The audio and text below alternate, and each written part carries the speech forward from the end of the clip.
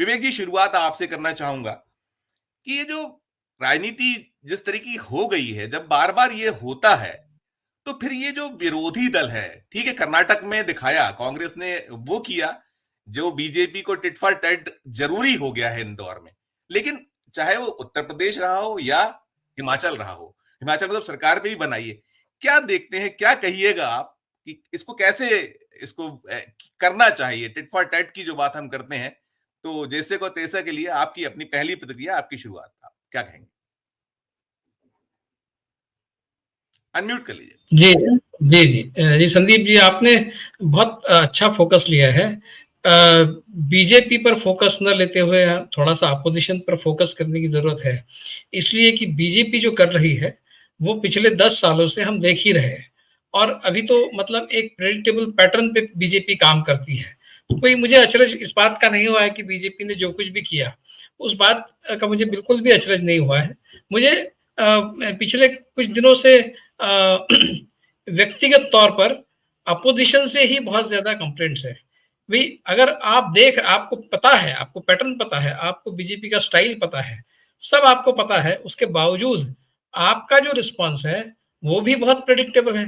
और वो रिस्पॉन्स ये होता है कि आप ऐन वक्त पर जाग जाते हैं, या फिर अ, आपकी गाड़ी जो है फिसली जाती है। मतलब ऐसा कभी नहीं हुआ है कि आपने कोई इस तरह की चीज को एंटीसिपेट करके उस चीज को न होने देने का कुछ प्रयास किया हो। ऐसा तो कभी भी देखने में नहीं आता है। तो अब बीजेपी जो कुछ भी कर रही है उसके लिए बीजेपी जितनी जिम्मेदार है उतना ही अपोजिशन भी जिम्मेदार है, क्योंकि अपोजिशन अपने कर्तव्य पर खरा नहीं उतर रहा है। ये भी एक बहुत ही दुर्भाग्यपूर्ण सच आज की हमारे देश के राजनीति का है।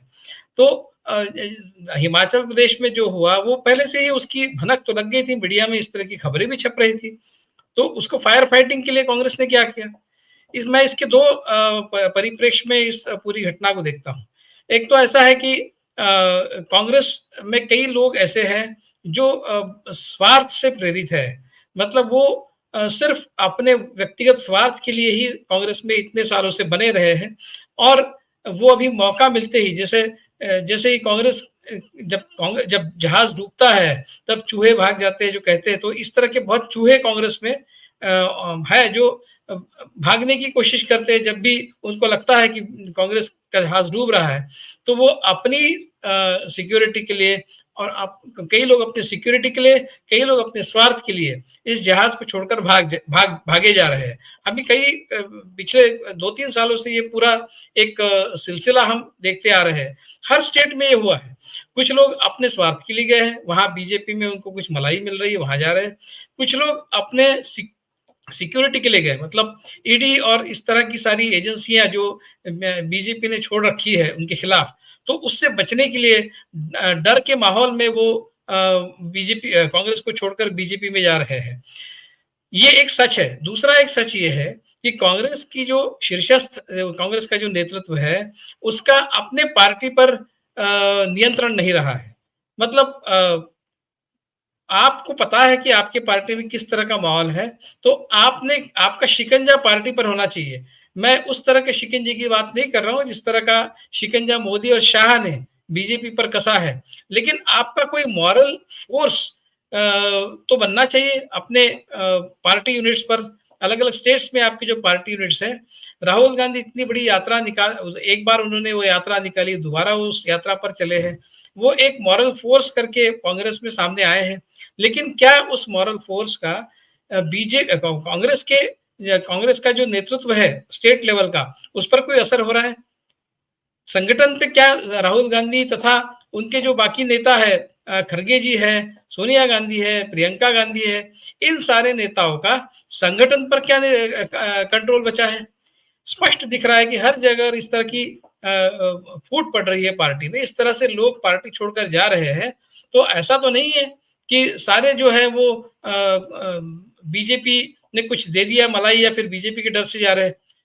तो ये आपका नियंत्रण पार्टी पर नहीं है, ये भी एक स्पष्ट संकेत फिर एक बार हिमाचल में जो हुआ उससे सामने आया है। तो मुझे लगता है ये दोहरा संकट है कांग्रेस के लिए। बीजेपी की तरफ से अटैक हो रहा है, उससे भी कांग्रेस परेशान है और कांग्रेस के शीर्षस्थ नेताओं का अपनी पार्टी पर से निकलता हुआ जो कंट्रोल है, जो नियंत्रण है, वो भी कांग्रेस की समस्या है। अब यहाँ पर 3 इंडिपेंडेंट्स भी और 6 कांग्रेस के लोग उन्होंने क्रॉस वोटिंग किया है। स्पष्ट है कि वो तो बीजेपी के साथ जा रहे हैं, मतलब ऐसा भी नहीं हुआ है कि उन्होंने एब्सटेन किया है। एब्सटेन किया होता तो हम ये समझते कि पार्टी का जो निर्णय था अभिषेक मनु सिंघवी को वहां से लड़ाने का, उससे वो नाराज है, उससे खफा है, इसलिए वो उन्होंने एब्सटेन किया। लेकिन उन्होंने सिर्फ एब्सटेन नहीं किया है, उन्होंने अपना मत जो है वो बीजेपी के पक्ष में डाला है। ये सीरियस मामला है। और जहां तक कांग्रेस के हिमाचल के नेतृत्व का सवाल है, देखिए वीरभद्र सिंह 6 बार वहां पर मुख्यमंत्री रहे। कांग्रेस ने सुखविंदर सिंह सुक्खू का जो उनको जो चुना था मुख्यमंत्री पद के लिए, वो सही निर्णय था, इसलिए कि कांग्रेस जो है वो बीजेपी ने जो एक परसेप्शन बनाया था कि ये डायनेस्टिक पार्टी है, उस परसेप्शन के खिलाफ कांग्रेस को कुछ ना कुछ तो करना था। प्रतिभा सिंह जो उनकी जो पत्नी थी, वो मंडी क्षेत्र से वो चुनकर आई।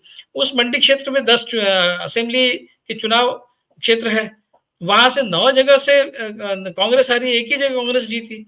और वो प्रतिभा सिंह चाहती थी कि उनको चुना जाए मुख्यमंत्री के रूप में। भाई आपने पार्टी के लिए अपने लोकसभा चुनाव क्षेत्र में क्या यश प्राप्त किया है? तो आप किस बिना पर ये कहती है कि हमारा, केवल आप वो डायनेस्टी में बिलोंग करती है इसलिए? फिर अभी उनके जो बेटे हैं, जिन्होंने रिजाइन किया है, वो भी, मतलब आप चाहते क्या है कि आपके फैमिली का रूल चलता रहे हिमाचल प्रदेश पे? और वो कितने साल तक आप उस हिमाचल प्रदेश के नेतृत्व में आप बने रहेंगे? तो पार्टी ने ठीक निर्णय लिया था कि जो निचले स्तर से ऊपर तक आए हुए एक नेता को मुख्यमंत्री बनाया था।